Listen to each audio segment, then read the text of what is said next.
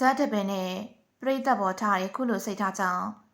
စွမ်းလို့အောင်မြင်ဖို့ခံမှန်းခံနေရတဲ့အောင်စပူမင်္ဂလာပါပြိတ္တကြီးစွမ်းဆိုတာတစ်ချိန်တော့ဇက်တပင်လောကမှာအအောင်မြင်ဆုံးမင်းသားတလလဲဆိုလဲမမားပါဘူး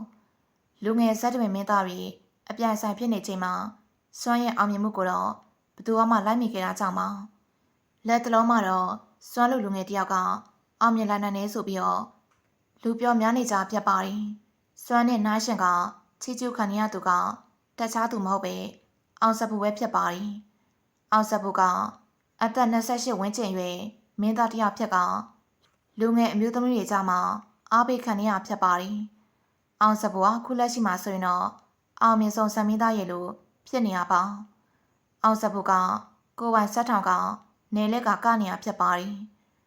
ကိုပိုင်ဆက်ထောင်နေဆိုတာမလဲကူတလို့သူ့အနေနဲ့အတော်လေးကိုစူးစမ်းခဲ့ရတာပါငွေထုတ်ပိုက်ကဇက်တပင်လောကတွေကိုဝင်လာသူမဟုတ်ပဲနာမည်ကြီးဇက်တပင်ရဲ့လက်အောက်မှာအကြာကြီးလှုပ်လှုပ်ခဲ့ရတာပါအောင်စပူကိုပရိသတ်တွေစသည်ခဲ့ရတာကတော့တင်မောင်စံမင်းဝင်းရဲ့ဇက်ကနေဆင်ဖြစ်ပါတယ်ဖိုးချင်းနဲ့လည်းတူကောက်ဘူးတလို့မင်းသားကြီးတွေစက်မှလိုက်ကရင်ကိုပိုင်ဆက်ထောင်နိုင်အောင်စူးစမ်းခဲ့တာပါမအောင်မြင်မှာကိုစိုးရင်ပေမဲ့ဇက်စာထောင်လိုက်တာနဲ့တင်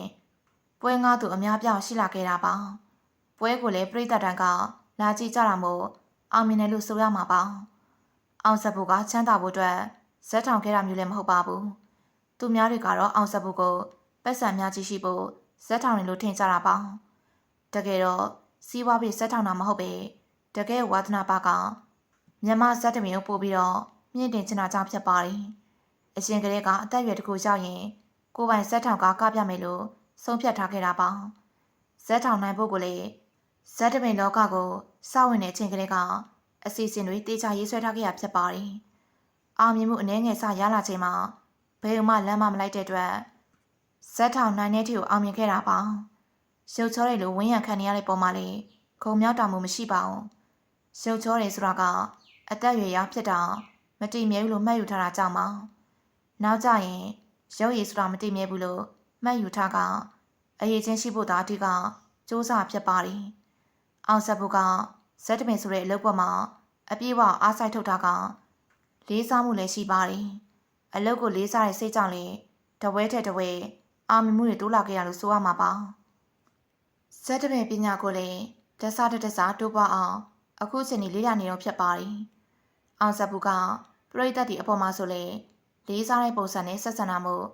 ချီးကျူးသူတွေများနေကြတာပါသူ့ဇက်ပွဲကိုသွားတဲ့သူတိုင်းကတော့အောင်စပူကတဘောကောင်းနဲ့မင်းသားလေးဆိုပြီးတခဲနဲ့ကိုချစ်ချူခံရတာပါအောင်စပူကိုချစ်တဲ့စိတ်တစ်ခုတည်းနဲ့သိန်း400အထိစူးချကြတာမျိုးလည်းရှိပါတယ်အောင်စပူကသူ့ဇက်တွေပေါ်မှာလည်းမိသားစုလိုသားတဘောထားကထိန်းချောင်းတာပါ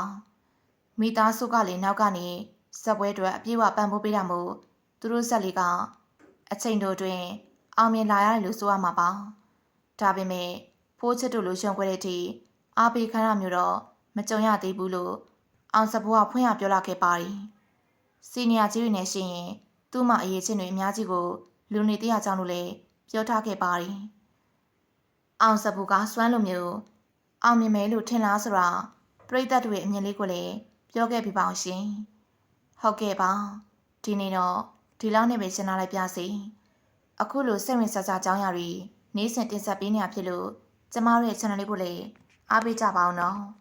အဆုံးထိကြည့်ရှုအားပေးနေကြတဲ့ပရိသတ်တရားဆိုင်ကိုလည်းအထူးကျေးဇူးတင်ကြောင်းပြောကြားလိုက်ပြပါစေရှင်